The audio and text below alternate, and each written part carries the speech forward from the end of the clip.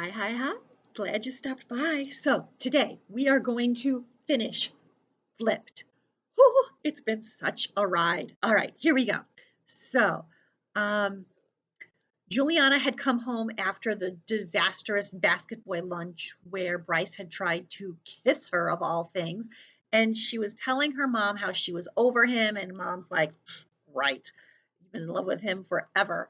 And then she explained that she had overheard him talking about um, her uncle, and she was mad at him. And her mom was like, well, Mrs. Lasky has been telling me some things. So let's see here. Mom let out a deep breath and said, I think you're mature enough to keep this inside these four walls, and I'm only telling you because I think it's relevant. I held my breath and waited. Patsy and Rick have been having ferocious fights lately. Mr. and Mrs. Lasky? What about? Mom sighed. About everything, it seems. I don't understand. Very quietly, my mother said, for the first time in her life, Patsy is seeing her husband for what he is. It's 20 years and two children late, but that's what she's doing. She gave me a sad smile. Patsy seems to be going through the same thing you are. The phone rang, and Mom said, let me get that, okay? Your dad said he'd call if he was working overtime, and that's probably him. While she was gone, I remembered what Chet had said about someone he knew who had never learned to look beneath the surface. Had he been talking about his own daughter? And how could this happen to her after 20 years of marriage? When my mother came back, I absently asked, is Dad working late? That wasn't Dad, sweetheart. It was Bryce. I sat straight up. Now he's calling? I have lived across the street from him for 6 years, and he has never once called me. Is he doing this because he's jealous? Jealous? Of whom? I gave her the blow by blow, beginning with Mrs. Stubbe going clear through Darla, the auction, the furball fight, and ending with Bryce trying to kiss me in front of everybody. She clapped her hands and positively giggled. Mom, it's not funny. She tried to straighten up. I know, sweetheart. I know. You don't, I don't want to end up like Mrs. Lasky. You don't have to marry the boy, Juliana. Why don't you just listen to what he has to say? He sounded desperate to talk to you. What could he possibly have to say? He's already tried to blame Garrett for what he said about Uncle David, and I'm sorry, but I don't buy it. He lied to me. He hasn't stood up for me. He's nobody I want to like. I just need some time to get over all of those years of having liked him. Mom sat there for the longest time, biting her cheek. Then she said, people do change, you know.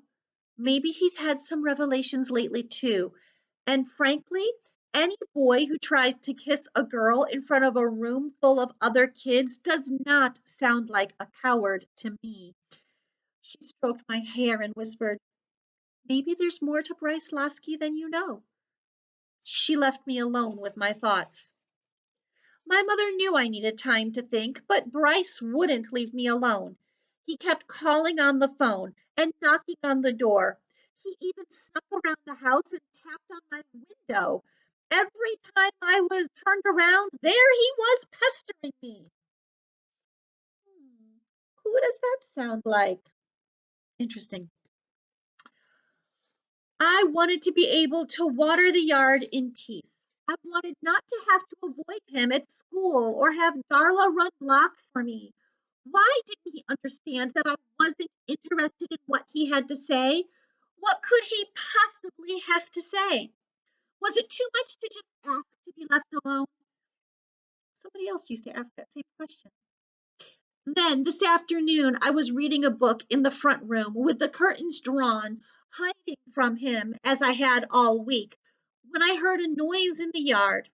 I peeked outside, and there was Bryce walking across my grass, stomping all over my grass.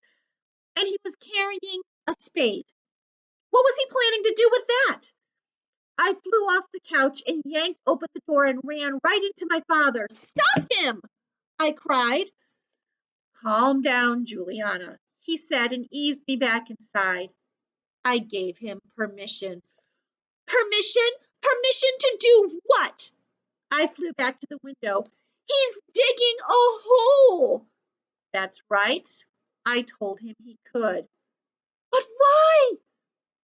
I think the boy has a very good idea, that's why. But it's not going to kill your grass, Juliana. Just let him do what he's come to do. But what is it? What is he doing? Watch. You'll figure it out. It was torture seeing him dig up my grass. The hole he was making was enormous. How could my father let him do this to my yard? Bryce knew I was there too because he looked at me once and nodded. No smile, no wave, just a nod. He dragged over some potting soil, pierced the bag with the spade, and shoveled the dirt into the hole. Then he disappeared. And when he came back, he wrestled a big burlapped root ball across the lawn and the branches of a plant rustling back and forth as he moved. My dad joined me on the couch and peeked out the window. A tree? He's planting a tree? I'd help him, but he says he has to do this himself. Is it a... The word stuck in my throat. I didn't really need to ask, though, and knew he didn't need it to answer. I could tell from the shape of the leaves, from the texture of the trunk. This was a sycamore tree. I flipped around on the couch and just sat. A sycamore tree. Bryce finished planting the tree, watered it, cleaned everything up, and then went home. I just sat there not knowing what to do. I've been sitting here for hours now, just staring out the window at the tree. It may be little now, but it'll grow day by day. And 100 years from now, it'll reach clear over the rooftops. It'll be miles in the air. Already I can tell it's going to be an amazing, magnificent tree. And I can't help wondering, 100 years from now, will a kid climb it the way I climbed the one up on Collier Street? Will she see the things I did? Will she feel the way I did? Will it change her life the way it changed mine? I also can't stop wondering about Bryce. What has he been trying to tell me? What's he thinking about? I know he's home because he looks out his window from time to time. A little while ago, he put up his hand and waved, and I couldn't help it. I gave a little wave back. So maybe I should go over there and thank him for the tree. Maybe we could sit on the porch and talk.